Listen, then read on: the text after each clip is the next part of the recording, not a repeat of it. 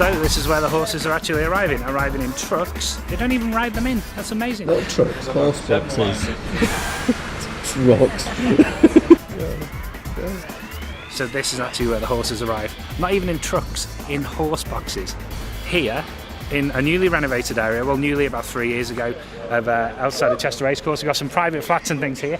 People who get great free views of the racecourse, but all the horses are coming in, and so we're about to meet some of them, hopefully, some of the people who are bringing them in, which is even more exciting. We've already seen where the jockeys go in, now we're going to meet the horses.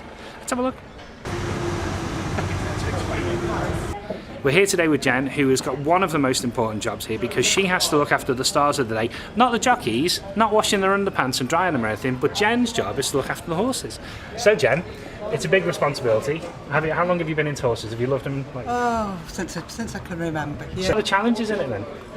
Just making sure everyone's happy, making sure the horses are happy, settled and ready to go racing. So how many horses do you reckon you're getting today? For today's races? 80? About 80, yeah. And do they all arrive on the same day? No, we normally get about anything from between 10 and 20 horses come the night before. Okay. And they'll stay overnight. They might even go down for a gallop on the course in the morning. All right, okay. Some just get walked in hand.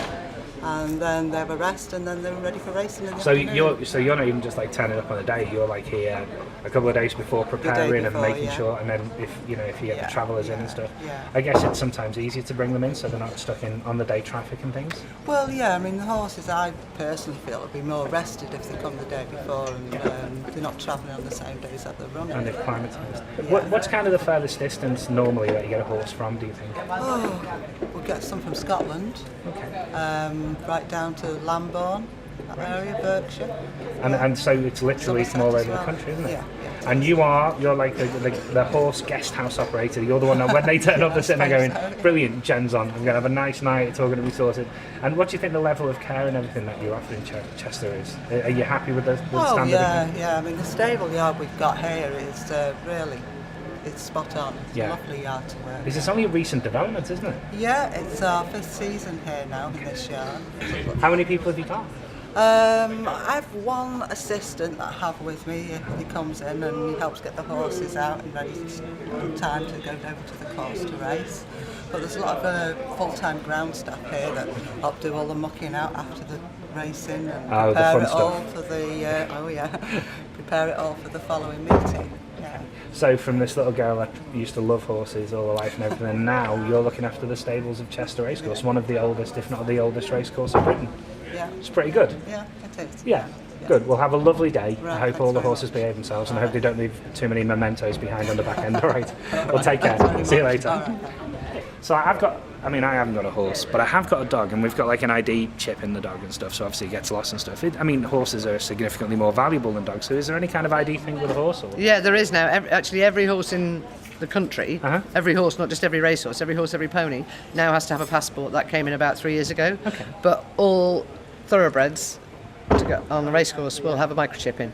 Okay. They'll be chipped like your dog is. All right. So when they arrive on the racecourse, to make sure it's the right horse, trained by the right person, owned by the right person, with the right microchip in and the right number on the chip, the British Horse Racing Authority veterinary technicians will be standing here, and they'll scan the horse's neck and maybe down to his shoulder to actually make sure that they've got the microchip, so it's the right horse, and that horse will go into a particular stable, and they will know in the office here, they will write down the number of which horse is in which stable. And that's before they even get into the stable, so just not allowed access. So that's they can only go in when the microchip's cleared.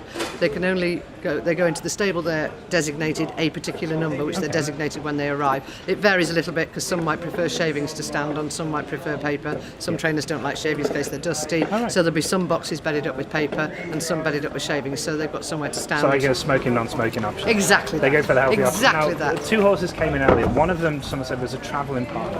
Yeah, that's so right. How does that work? So you've got a horse that may be a racehorse that's coming racing, but if they're only bringing one, they've only got one coming from that yard in the lorry, it might get a bit stressed and perhaps doesn't travel particularly well. So if it's got a friend with it, it'll be happier. That's really sweet. But that friend also has to have a microchip. You can't just bring any old just can't dog randomly with bring it. No, Yeah, okay. that's got to have one as well because they've got to know that that's what it's meant to be. So basically, because they've got no one to play I Spy with, they Yeah. bring them. That is so sweet. Yeah. I love them even more It's now. just to make them, keep them calm and make sure that they're ready to race. Because as we said earlier, and you were talking to Robert Anytime, Earnshaw, yeah. it's all about people's money at the end of the day. Yeah. And people have a bet, so you don't want a horse that's arrived here all stressed All out, stressed all out, exactly. not going to be at its best, and then it's going to go on the track and not do the job. So we can do as much as we can beforehand. and Absolutely, behind the to make scenes. sure they're as And happy as I possible. can guarantee not many people out there today enjoying themselves will know the levels that people go to behind the scenes. Well, no, I'm which sure is they won't. fantastic. But they'll get the quality side, and hopefully this is what it is. So thank you very much. No problem.